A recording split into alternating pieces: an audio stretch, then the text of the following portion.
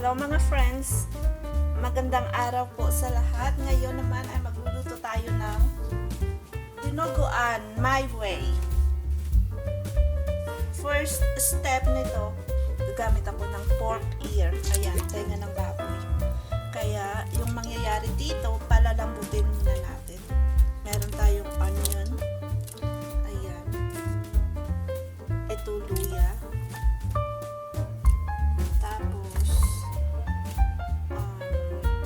Bawang, garlic, and then, ano ba yan? Tanglad.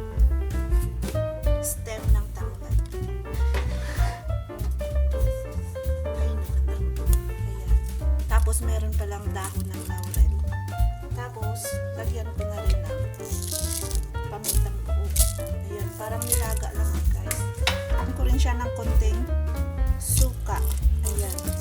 Para medyo pampatanggal amoy kung anong amoy meron yung tenga. Ayan, tapos takpan ko na. Okay my friends, tingnan na natin yung ating pork ear after like 30 minutes of slow cooking it. Ayan.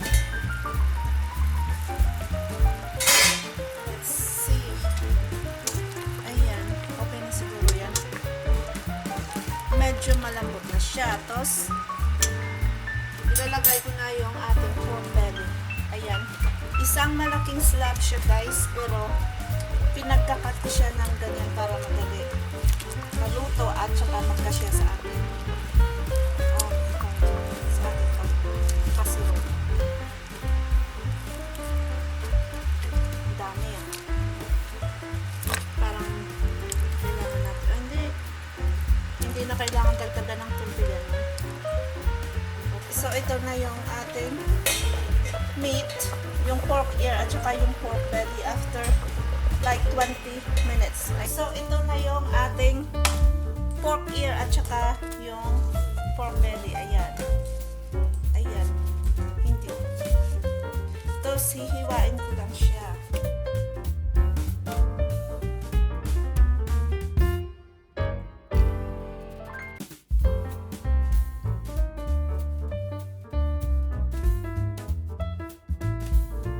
So ito na yung in-slice ko na pork belly and pork ear. Hindi ko siya inubos. So next video maybe gagamitin natin. Bala kong mag munggo Ayan. Yung gamit ko na pork blood. Ayan. Frozen siya pero dinefrost ko na or tinona. Ayan. Oh, medyo frozen. Ayan, medyo frozen na siya. Pero okay lang yan. Ipapakita ko lang sa inyo. And then, lalagyan ko lang siya ng vinegar. Probably about 1 tablespoon vinegar. Apple cider yung gamit ko. Para, pag nilagay natin mamaya sa ating dinuguan, hindi siya mamuo. Tara, mag-isa na tayo guys.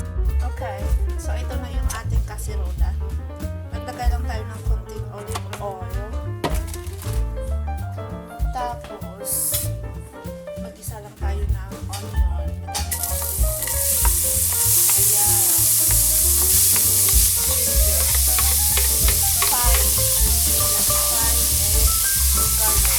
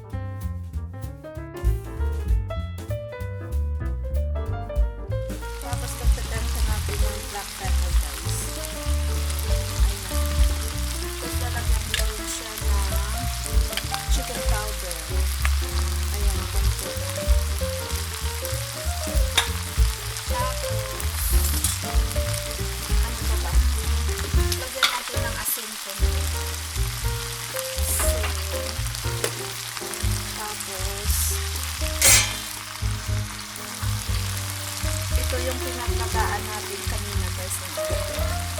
Yung ating kanin. Ito guys.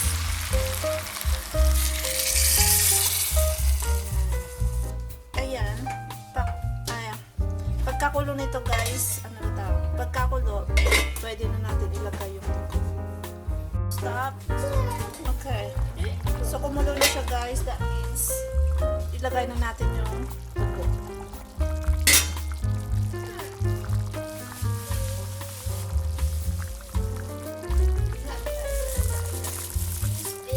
Now I'm trying not to. Ayan, ihalo muna natin.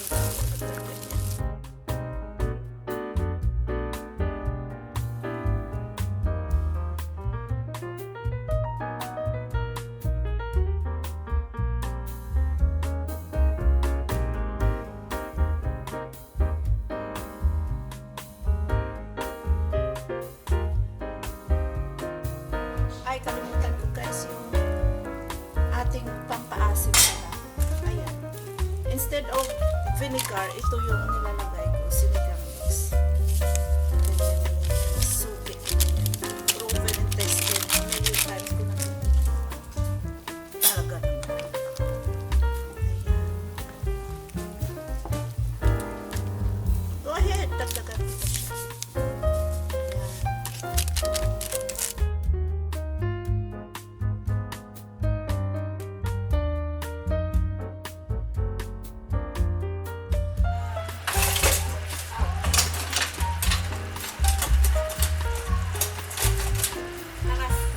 Minutes na to guys. Past. Ganyan. Oh, smells good. Malabnaw siya. Soupy siya guys. Ganyan sa amin sa Iloilo yung dinuguan. May sabaw. Ang alam ko sa Tagalog medyo malapot dyan. Pero tikman natin.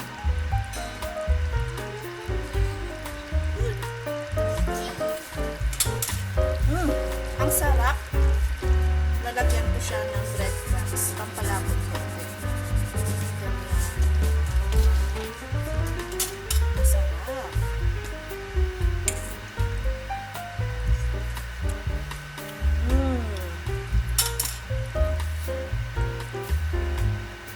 Let's eat!